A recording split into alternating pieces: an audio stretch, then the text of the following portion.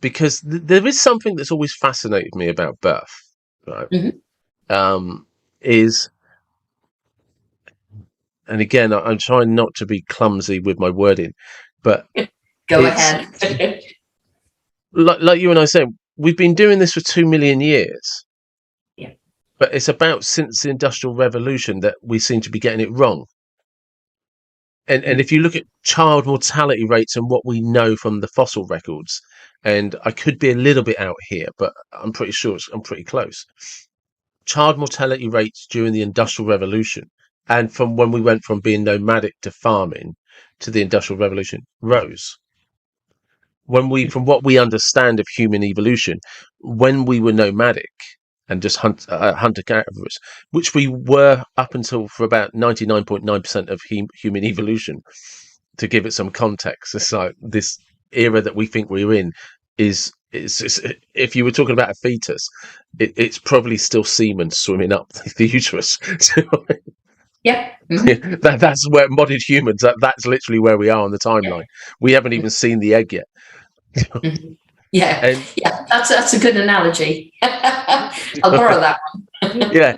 So I've often, when you and I were talking, I was just like, that's an interesting concept, because we knew how to do it for 2 million years. Yes. So what changed?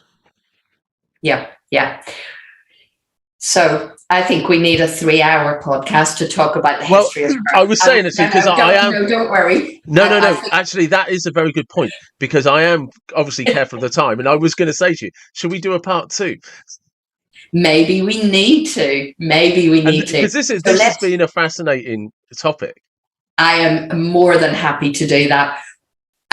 So there's one aspect, and joking aside, really, there are many aspects that led to that change. And as you say, we've been around for 2 million years, and we're still here. So we must have been doing something right. Yeah, definitely. Yeah, absolutely. One of the, and like I say, I would love to do something about the history of birth, because that is fascinating in itself. But if we give a teaser, as it was with that, around the time of Queen Victoria, just before that, chloroform was introduced as a pain relief, not specific to childbirth, but full stop. And with chloroform being introduced, there was, which I won't go into now, but definitely will in future. That there was, let's just say, there was a whole kind of history prior to that, where the attitudes towards pregnant women meant that they wouldn't give chloroform to women, and there was a whole religious movement behind that, feeling that actually they don't deserve it. I mean that word, deserve. Oh yeah, so, I can understand that. If anybody's listening to this and they think they want to hear about history, believe me, it's fascinating. So with that, women weren't given chloroform. Queen Victoria then had yet another child, as we know. I can't even remember now how many she had, but quite a few. And she was having her child, and because she was the queen, she said, I want chloroform. Because we were taught up to that point that even though birth is a natural process, it's been around for 2 million years, there was a lot of stuff through history that it became something to fear. And we talk about the fear, tension, pain cycle, whereby it is as simple as that. The vicious cycle between our anxieties, creating tensions, creating pain. There's a lot more to that, but let's keep it summarized by that for now. And so people were afraid of birth. They were also afraid of dying because of the history that had happened prior to that.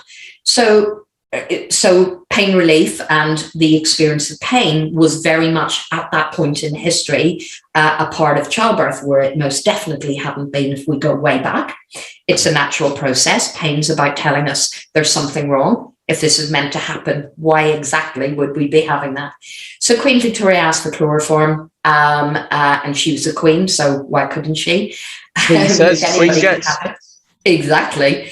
And what happened, because chloroform was a very dangerous form of pain relief to give and caused so many problems itself, certainly came along with so many risks. Then birth was moved into hospital to be able to administer chloroform. So it wasn't the danger of birth that meant most of the movement into hospital environments. It was actually the danger of giving pain relief.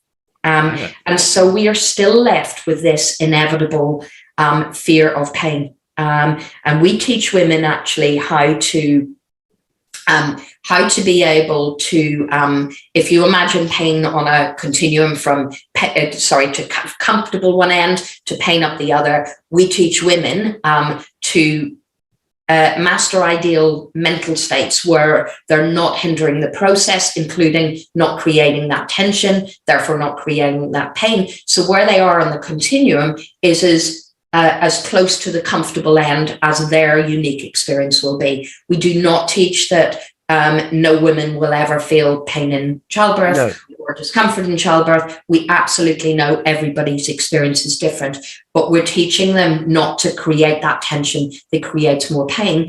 And with hypnosis, we also have the ability to teach pain management or discomfort management techniques that actually, wherever they are on that continuum, we can turn it down even further, as long as it's safe to do so, because we want women still to be listening to their bodies. But with elective C-sections, for example, so planned C-sections, because it's an operation, like any operation, it's managed. And so we can teach people to turn those signals off altogether, and quite safely, because they don't need to listen to what's going on in their body. And so I've attended several elective C-sections and operations outside of that, including a chest operation with an anaesthetist. All right. Well, because so that's an anaesthetist that didn't use anaesthetic. Well, because that's,